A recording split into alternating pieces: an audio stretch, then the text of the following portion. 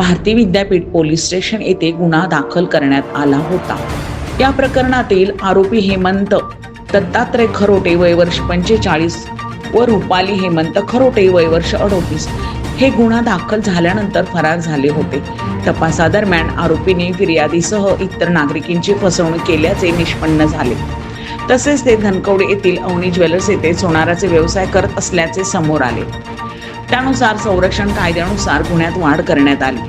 आरोपी 9 मोबाईल व 12 SIM card वापरून देशभरात फिरत होते। तांत्रिक विश्लेषण व ओला कॅबच्या मदतीच्या आधारे सापळा रचून मुंबई पुणे प्रवासादरम्यान त्यांना अटक करण्यात आली। सन 2016 ते 2026 दरम्यान आरोपींनी स्वस्तात सोने मेकिंग चार्ज नाही अशा आमिषाने नागरिकांची फसवणूक केली।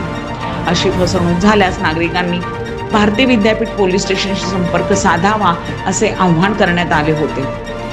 ही कारवाई पोलीस आयुक्त अमितेश कुमार यांच्या मार्गदर्शनाखाली वरिष्ठ पोलीस निरीक्षक राहुल खिलारे व त्यांच्या पथकाने केली। पारसमुथा यांचा रिपोर्ट।